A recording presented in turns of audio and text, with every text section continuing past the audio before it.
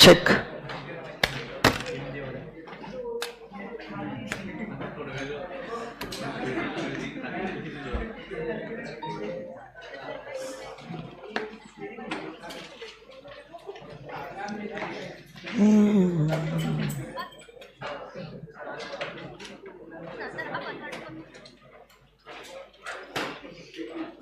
Okay,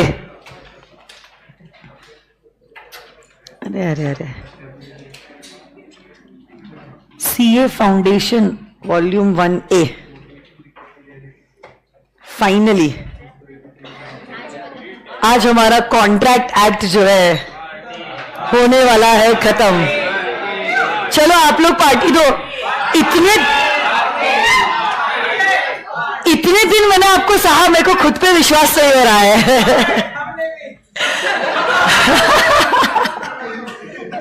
बेटा choice आपकी थी, किसी ये करना है, मेरी नहीं, वो भी आप समझो।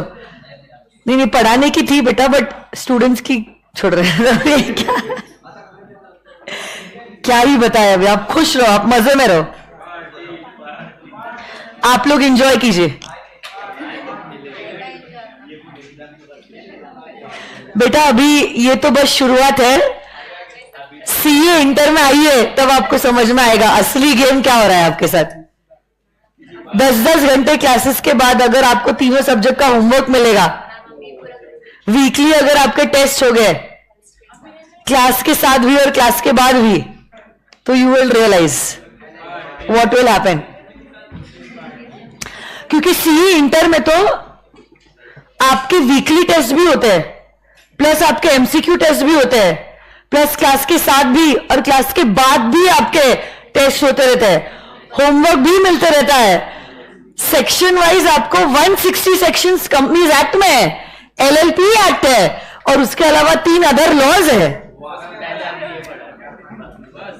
पहले ये तो कर ले मैम, इंस्टीट्यूट को डिसाइड करने दो हमारी औकात है या नहीं है, फिर हम जाते हैं इंटर में।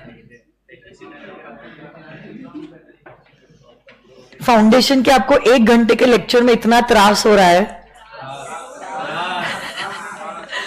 इंटर के 2.5 घंटे के लॉ के लेक्चर में कैसे बैठोगे आप? 3.5 घंटे अकाउंट्स के लेक्चर में कैसे बैठोगे? 4 घंटा टैक्स में कैसे बैठोगे?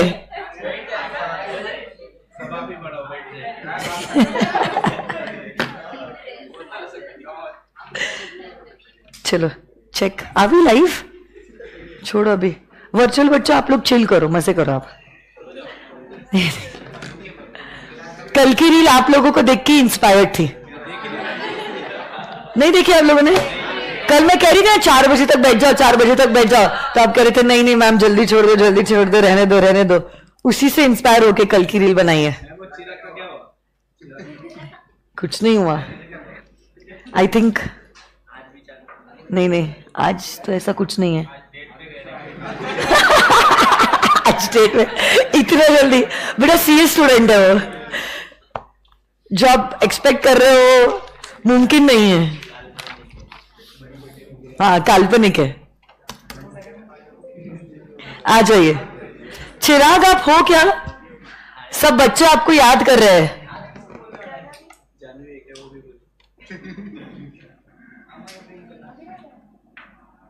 चलो आ जाइए। बच्चे बोल रहे मैम हम 4 घंटे का लेक्चर अटेंड नहीं करेंगे, 2x पे देखेंगे। 2x पे देखने के बाद 4 घंटे का लेक्चर के लिए आपको 10 घंटे लगेंगे, ये भी मैं आपको कह दे रही हूं, चेक कर लेना।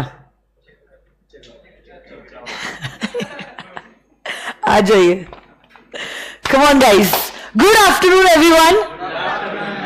सो today we are on the last day of this topic of contract of agency and yes, चलो पार्टी दो मुझे। and we are on page number 161. come on guys। हाँ मतलब बेसिकली 162 बट 161 से ऑफिशियली वो टॉपिक की शुरुआत होती है, टर्मिनेशन ऑफ एजेंसी। देखो ये चालू करना screen.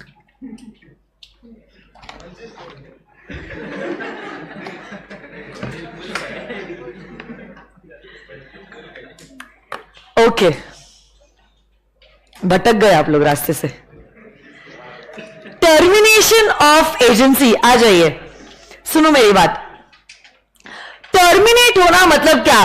To terminate means to put an end to this legal relationship, मतलब रिलेशनशिप का दी एंड हो जाना। अब मतलब अब ना कोई किसी का एजेंट और ना कोई किसी का principal. So when does agency come to an end? This is a very easy topic. सिर्फ इसमें एक टॉपिक है जो थोड़ा सा ट्विस्ट वाला और अलग है, तो वो हम लिखवा के एग्जाम्पल से समझा देंगे। बाकी सारे तो एकदम इजी पॉइंट है जो जनरल नॉलेज है। अभी तो आप लोग इंडियन कॉन्ट्रैक्ट एक्ट के एक्सपर्ट हो गए हो। एजेंसी कब खत्म होगा?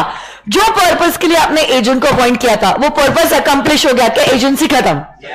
तो मैंने कहा था ये क्लासरूम खरीदने के लिए आप मुझे हेल्प कीजिए, आप मेरे एजेंट, मैं आपकी प्रिंसिपल। आपने जैसे ही ये क्लासरूम खरीद ली मेरे बिहाफ पे, क्या एजेंसी भी comes to an end? Purpose accomplished, agency also comes to an end. Time is over. वहां की क्लास में कुछ दिक्कत हुई है क्या?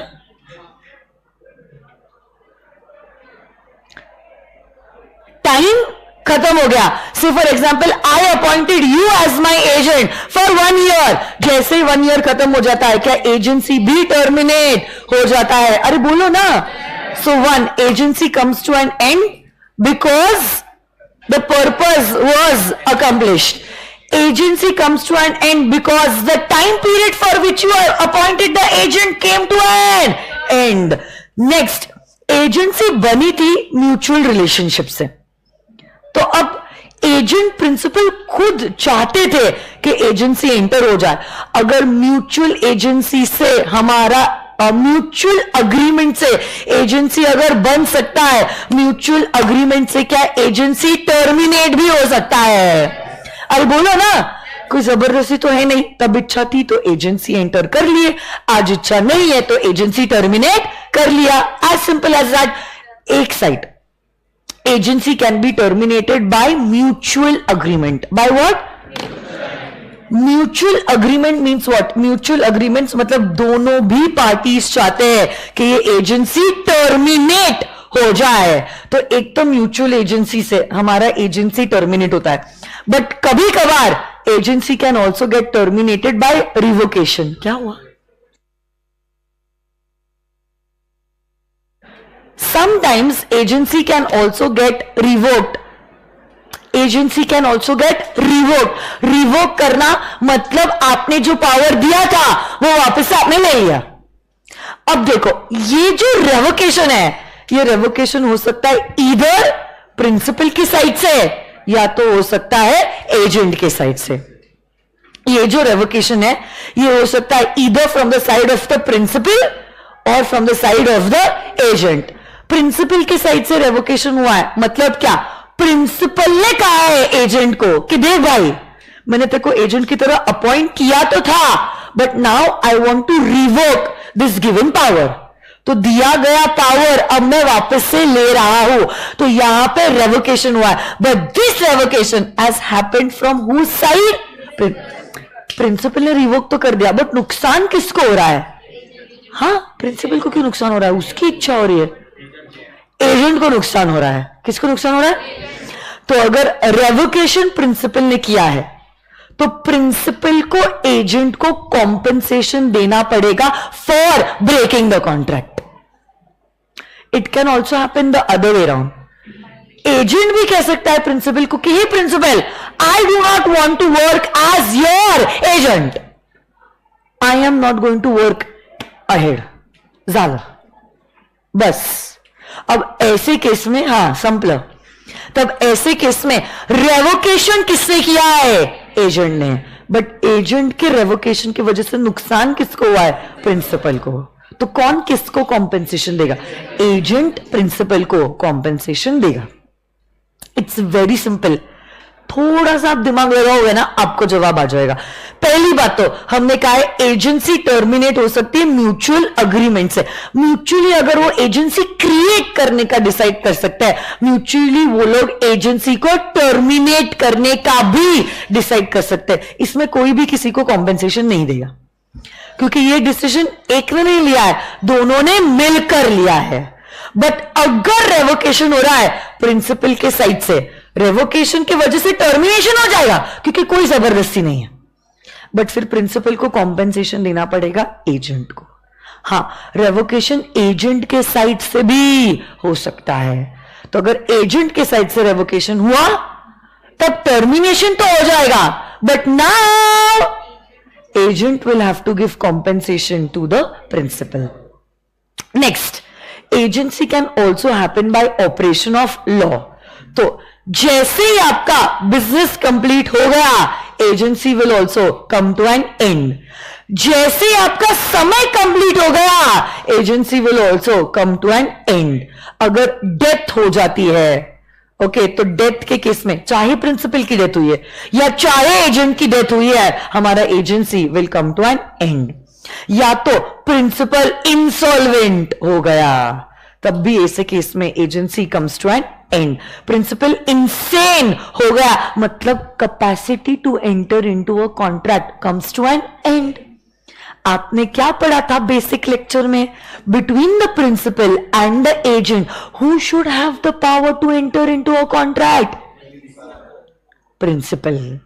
प्रिंसिपल ही इंसेन हो गया, प्रिंसिपल ही इंसॉल्वेंट हो गया, प्रिंसिपल या एजेंट की डेथ हो गई, तो agency comes to an end. हमारा प्रिंसिपल एक कंपनी था और कंपनी ही डिसॉल्व हो गई, तब ऐसे केस में या तो फिर agent was a company, artificial person, वो कंपनी ही डिसॉल्व हो गई। देखो, नेचुरल पर्सन है तो नेचुरल पर्सन की डेथ होती है, आर्टिफिशियल पर्सन है तो आर्टिफिशियल पर्सन डिसॉल्व हो जाता है, तो agency also comes to an end. मैंने आपको अपॉइंट नहीं किया था रियल एस्टेट एजेंट की तरह, मैंने एक रियल एस्टेट कंपनी को अपॉइंट किया था इस क्लासरूम को खरीदने के लिए, वो कंपनी ही डिसॉल्व हो गई, क्या एजेंसी भी come to an end? Completion of business, expiry of period, और जो सब्जेक्ट मैटर था वही हो गया destroy, even the agency comes to an end. एक पॉइंट है जहां पे रेवोकेशन पॉसिबल नहीं होता है, उसको कहते हैं when is agency irrevocable. But जितना अभी किया है ना ये पीपीटी के द्वारा, उसको एक बार हम रीड कर लेते हैं। आ जाइए, लेट्स चेक इट आउट। फटाफट रीड करेंगे क्योंकि इसमें कुछ भी डिफिकल्ट नहीं था। आ जाइए, शिवम, अमन पढ़ लो बेटा, ऋषभ आ जाइए। Okay, all those students who are watching these lectures online, आपके ये जो लेक्चर्स है जो नए टॉपिक्स के, इंडेमनिटी, गारंटी, बेलमेंट, प्लेज, कल से एक एक लेक्चर जो है वो अपलोड होना चालू हो जाएगा, ठीक है? अभी आप एजेंसी पे ध्यान दीजिए, आ जाइए। और जो रेगुलर बैच के बच्चे हैं, रेगुलर बैच के, हम तो आपसे कल सुबह मिलने वाले हैं with the sale of goods act. Okay, दो students who are the repeater students, जिनके लिए ये टॉपिक्स पहली बार है, जो ओल्ड सिलेबस में नहीं था, कल से हम इंडेमनिटी, फिर गारंटी, फिर बेलमेंट और फिर प्लेज, एक एक एक एक एक, एक लेक्चर्स हम अपलोड करते जाएंगे, ठीक है? ओके शिवम, अभी इस पे ध्यान दीजिए, आ जाइए। रेवोकेशन, तो रिवोक करना मतलब आप जानते हो, to take back the power that you had given. एक ही मिनट है।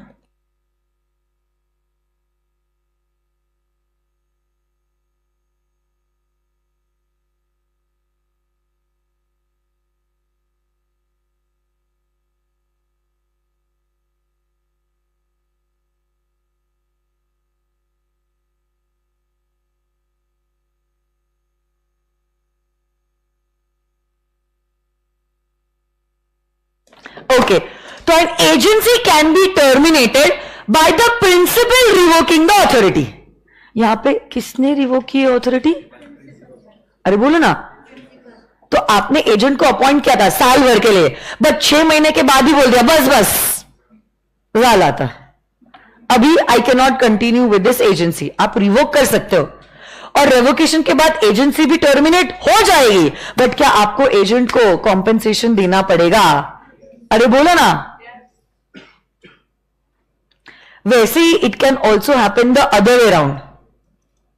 तो यहां पे वही लिखा है, प्री मैच्योर अगर रेवोकेशन हो रहा है from the side of the principal must compensate the agent for such revocation. और जब आप रिवोक कर रहे हो, you should give a reasonable notice of such revocation.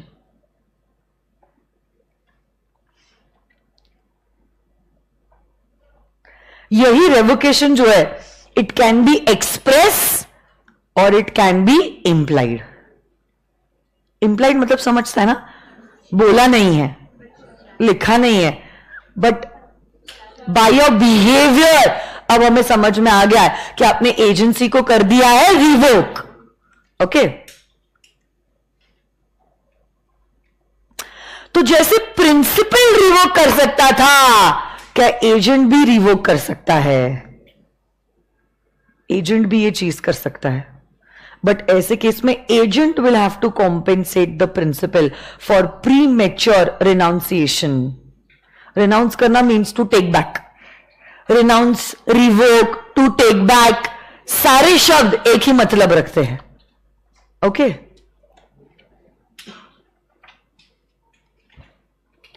इसी नोटिस की रीजनेबल नोटिस होनी चाहिए। आपने अगर रिवोक किया, जो पार्टी रिवोक करती है वही पार्टी कॉम्पेंसेशन देती है टू दी अदर पार्टी, क्योंकि गलती किसने की है? आपने की है। आपने कॉन्ट्रैक्ट को तोड़ा है। अगर आपने अग्री किया था आप 1 साल के लिए एजेंट रहोगे, 6 महीने में कैसे आपके प्रॉमिस से आप पीछे हट रहे हो? अभी गलती कर रहे हो तो क्या सजा भी भुगतनी पड़ेगी? हाँ, फिर नेक्स्ट, जैसे बिजनेस कंप्लीट हो गया automatically agency comes to an end. जैसे प्रिंसिपल या एजेंट की डेथ हो गई, agency comes to an end. Principal अगर इंसॉल्वेंट हो गया, agency comes to an end. ये एक पॉइंट है जो नया पॉइंट है। When is agency irrevocable in nature? तो ये आप साइड में रखो, I will do this towards the end, but पहले ये बताओ इफेक्ट ऑफ टर्मिनेशन। बताओ, आप ही बताओ टर्मिनेशन का इफेक्ट क्या होगा? कम ऑन गाइस, ये कुछ रॉकेट साइंस नहीं है। बताओ मुझे, अगर एजेंसी टर्मिनेट हो गया, होने क्या वाला है? आपकी एजेंसी खत्म हो गई, उसके बाद एजेंट के एक्ट के लिए कोई प्रिंसिपल लायबल नहीं होने वाला है, और प्रिंसिपल की भी अब कोई जिम्मेदारी नहीं है कमीशन वमीशन देने के लिए। बट हां, टर्मिनेशन के पहले जितने भी एक्ट्स किए हैं उसके लिए कौन लायबल है? For the acts of the agent the principal is liable. It is only after the termination कि एजेंट्स के एक्ट के लिए प्रिंसिपल लायबल नहीं है, क्योंकि टर्मिनेशन के बाद कोई एजेंट है ही नहीं और कोई प्रिंसिपल भी नहीं है।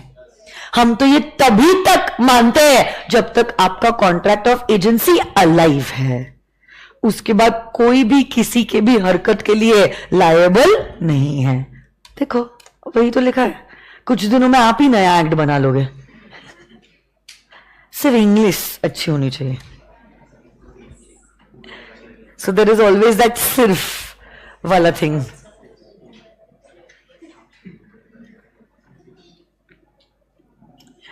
So the termination of the authority of an agent does not, suno, termination of the authority does not take effect before it becomes known to him. In short, termination के पहले जो भी ट्रांजैक्शंस हुए हैं उसके लिए कौन लायबल है? प्रिंसिपल ही लायबल है। आप लिख लो, वहां पे स्टिक नोट लो, लिखो लिखो।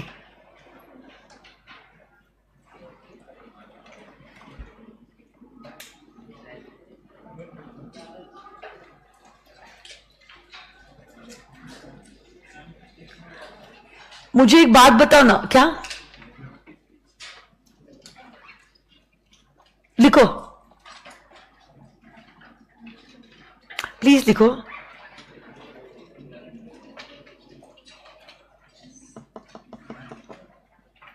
Principal is liable. मैं 2-3 सेंटेंस लिखवाने वाली हूं, उसके हिसाब से स्टिक नोट रखना, बाद में रोना मत, जगह नहीं है, और वैसे भी जगह होती नहीं है, बनानी पड़ती है। लिखो, क्या लिखा आपने अभी तक? The principal is liable for all the acts of the agent. The principal is liable for all the acts of the agent till the time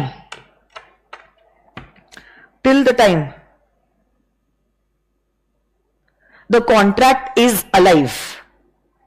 Till the time the contract is alive. Till the time the contract is alive. But, next sentence, but as soon as the agency is terminated,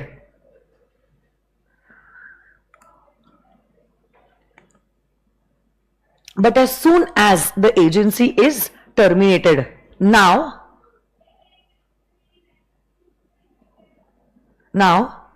the principal is no more liable,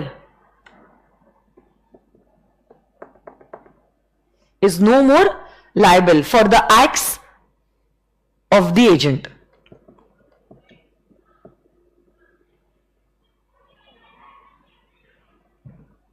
Last sentence जो सबसे important है, but here the notice of revocation,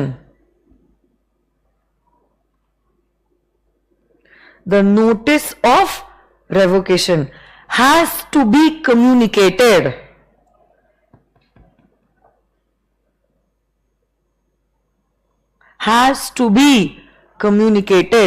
To the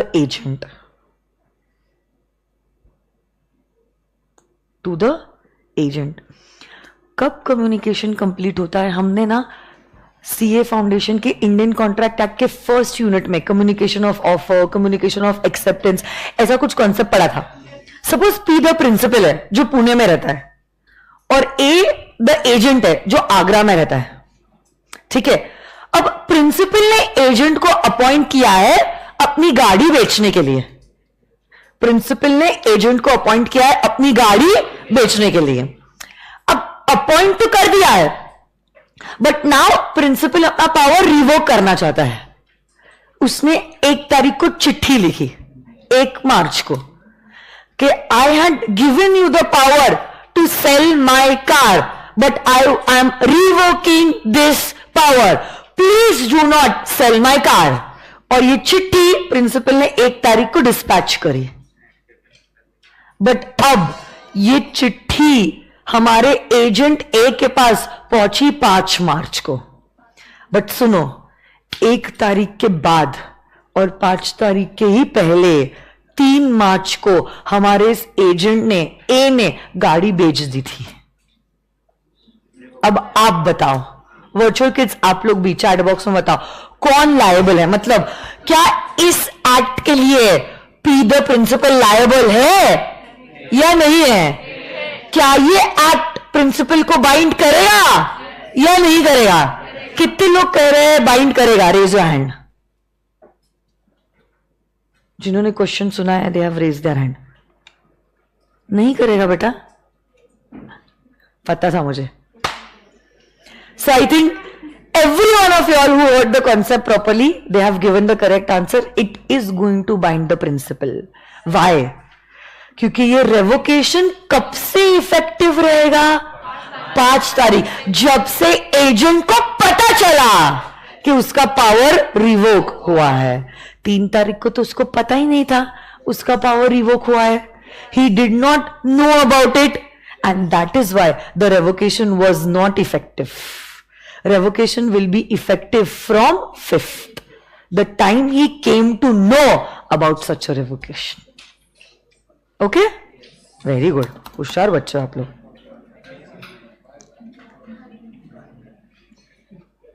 ऐसे 2-3 example दिए हैं 59, 60, 61.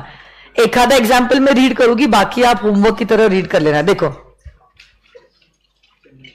Very good. अमन, तेजस,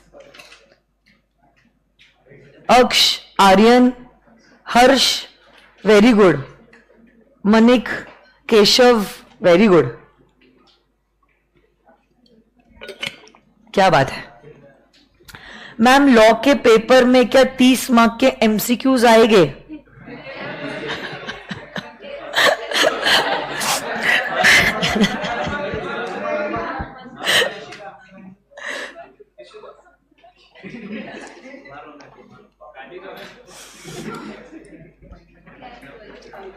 भगवान मला वाचवा.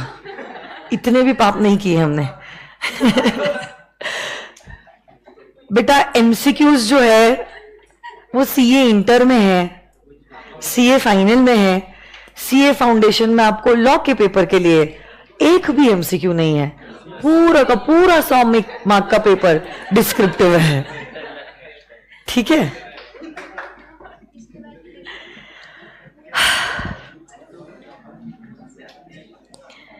कहां से आते हैं ये लोग?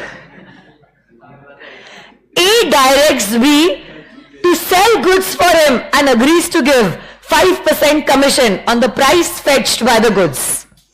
A afterwards by letter revokes B's authority. B after the letter is sent, but before the letter is received, he sells the goods.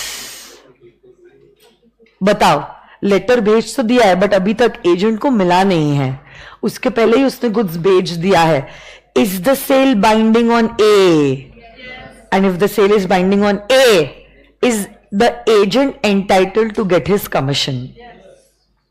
Termination तब तक इफेक्टिव नहीं होता है जब तक कम्युनिकेट नहीं होता है. Communication is very important. Communication of offer is important. Communication of acceptance is important. Revocation is important. Revocation का communication of offer is important. Communication of revocation of acceptance is important. हर जगह पे बेटा बात तो करनी पड़ेगी तो ही बात बनेगी. ठीक है. बात बनने के लिए बात करना जरूरी है. ठीक है. आ जाइए. अदरवाइज भी सच में genuinely communication is very important. सच में. Okay,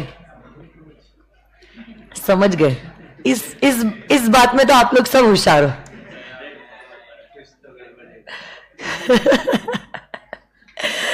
okay. अच्छा, एक बात बताओ मेरे को.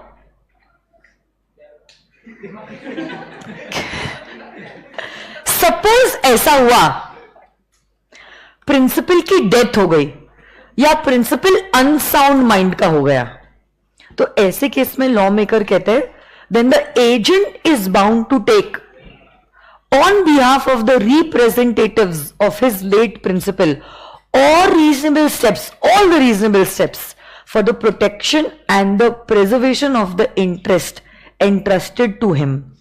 अगर कोई काम करने का पावर हमारे प्रिंसिपल ने एजेंट को दिया था और प्रिंसिपल की डेथ हो गई, से फॉर एग्जांपल प्रिंसिपल ने एजेंट को अपने कुछ गुड्स संभालने का काम दिया था, ओके, और प्रिंसिपल की डेथ हो गई. अब प्रिंसिपल की तो डेथ हो गई, तो अगर पापा की डेथ हो गई, गुड्स क्या बेटे के हो गए?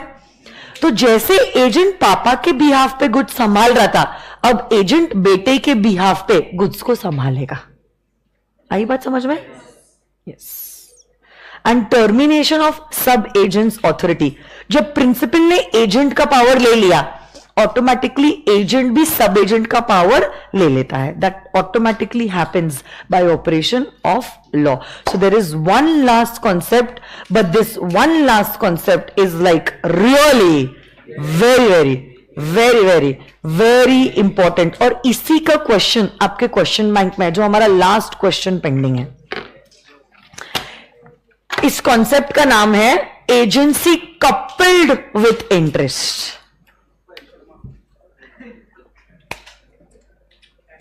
आई am just switching to my iPad. इसको लिखो. अभी आप अगर चाहते हो तो स्टिक नोट पे लिख सकते हो, क्योंकि टर्मिनेशन का कॉन्सेप्ट अभी आपने नोटबुक में नहीं लिखा है ना. Take the biggest stick note that you have.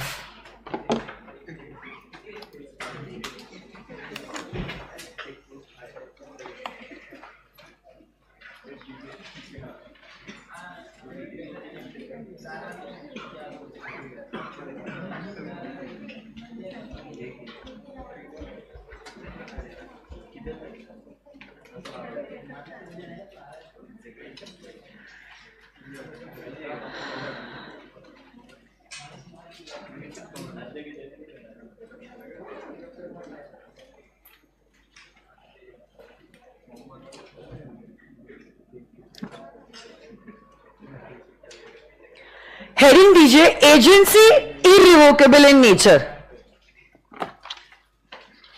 Agency that is irrevocable. Irrevocable म्हणजे काय? जिसको आप रिवोक नहीं कर सकते.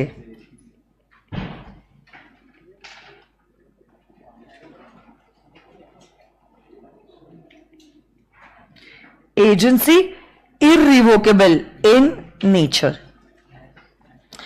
और इसको कहते हैं एजेंसी कपल्ड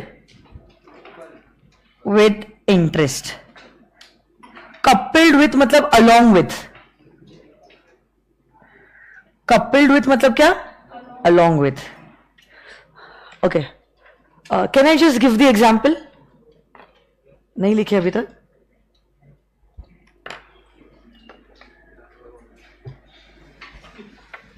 दस मिनट में क्लास छोड़ ही रही हूं. जितने गाने बजाने बजा लो.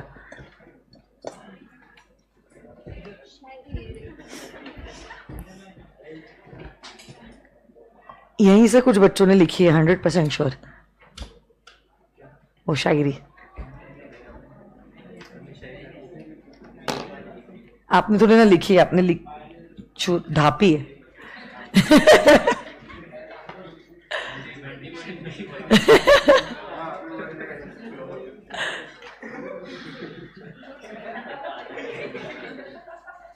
क्या हुआ?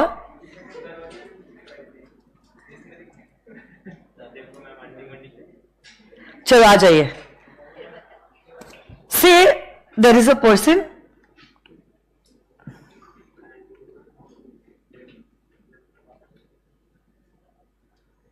दो नाम बताओ ना कुछ. मोटू.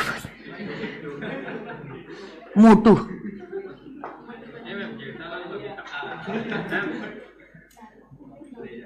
नहीं अभी छोड़ो, अभी कोई बात नहीं. अभी लिखो मोटू एंड पतलू. बच्चे हो ना आप लोग, छोटे बच्चे हो आप लोग. अब देखो क्या हुआ है. सुनो मेरी बात.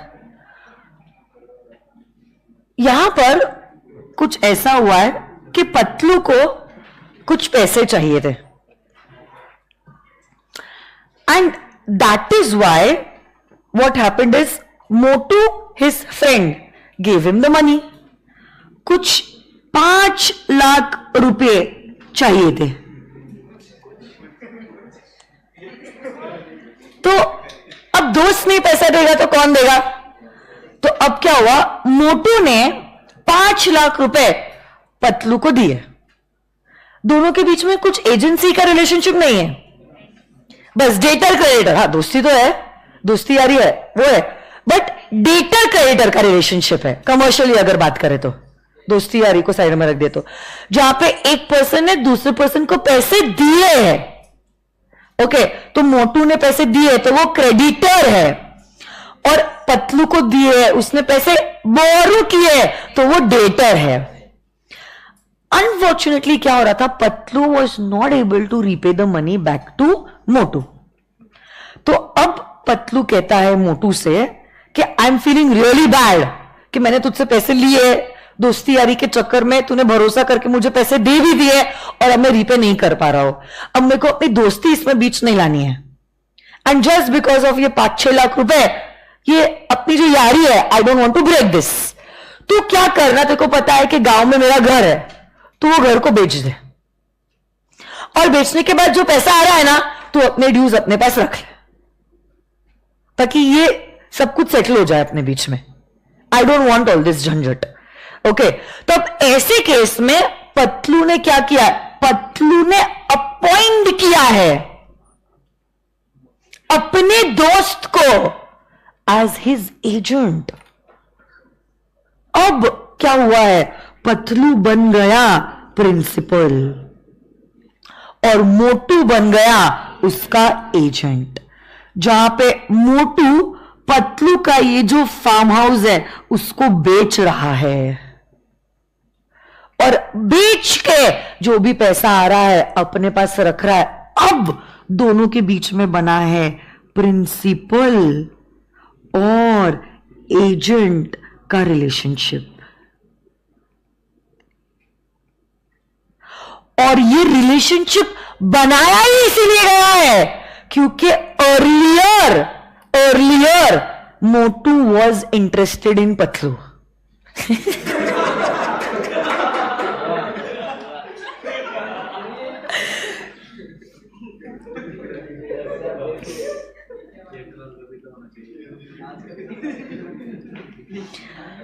वाई वॉज मोटू, आप गलत जा रहे हो बेटा। Why was Motu interested in Patlu? Because क्योंकि पतलू पतला इसलिए नहीं। Motu was interested in Patlu because Patlu से उसको 5 लाख रुपए आने हैं, and that is why he is interested in Patlu. समझो आप बात को। ओके, तो पहले दोनों के बीच में इंटरेस्ट था, फिर रिलेशनशिप आई।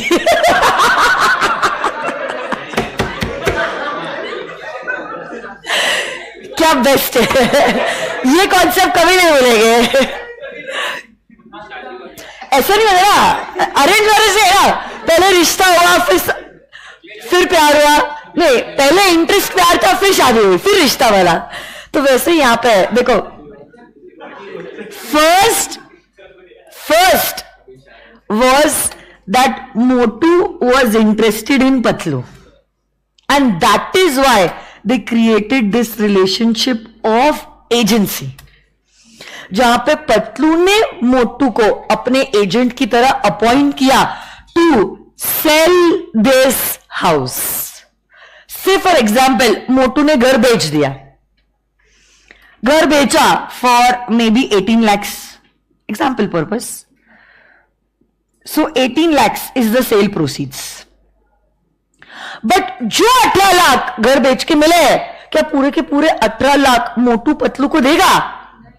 आपको क्या लगता है? नहीं। सबसे पहले मोटू क्या करेगा, उसके ये जो 5 लाख रुपए थे, all his dues will be deducted. हाँ, plus over and above that he has also acted as an agent. Say for example, agent की तरह जब उसने एक्ट किया, उसने मांगा कमीशन, और उसके बाद अब ये जो नेट अमाउंट है, कितना है नेट अमाउंट? 12 lakhs। ये नेट अमाउंट हमारा जो मोटू है वो देगा टू मिस्टर पतलू।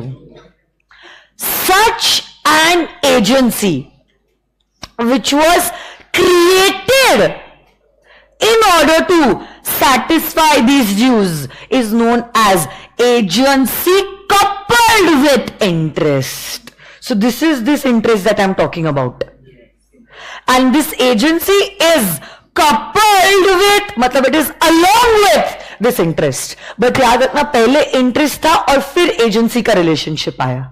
इनफैक्ट इसी चीज को हमें सेटिस्फाई करना था, and that is why we entered into this agency का relationship.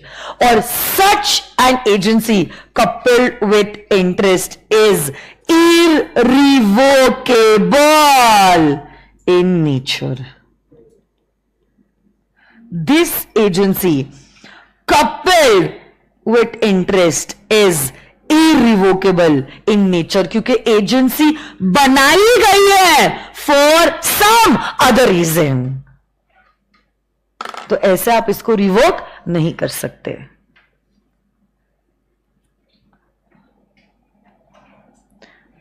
This is irrevocable in nature मतलब क्या? It cannot be revoked. irrevocable मतलब क्या? It cannot be revoked.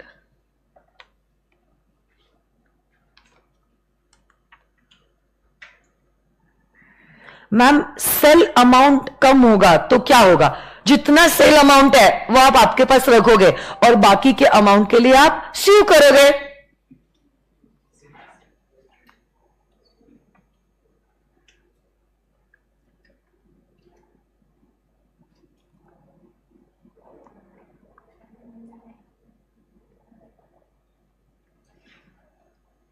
Okay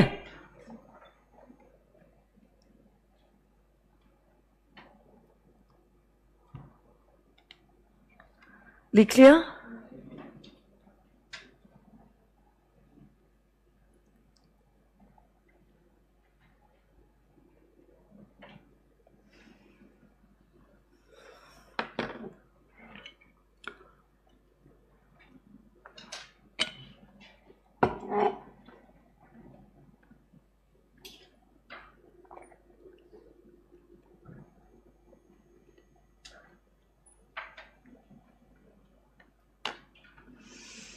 इसको कहते हैं एजेंसी कपल्ड विथ इंटरेस्ट.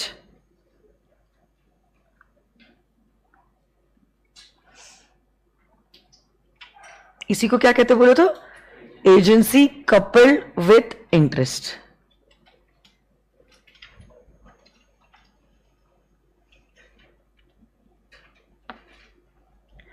यहां पे पहले क्या क्रिएट हुआ है? एजेंसी या ये इंटरेस्ट? उसी ड्यूज को पूरा करने के लिए we created the agency. Such an agency is irrevocable in nature. इसको कहते हैं एजेंसी कपल्ड विथ इंटरेस्ट. क्या बात है. आ जाइए क्वेश्चन बैंक पे.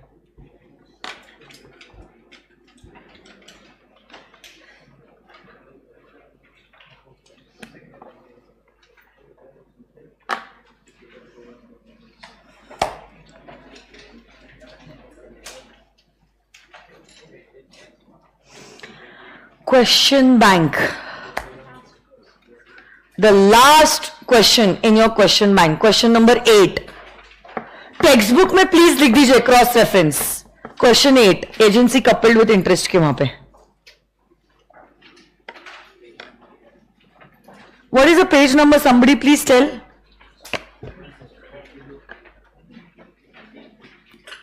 $52.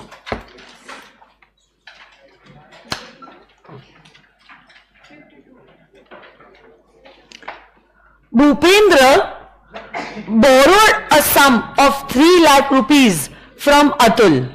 किसने किससे पैसा लिया है? भूपेंद्र डेटर है और अतुल कौन है?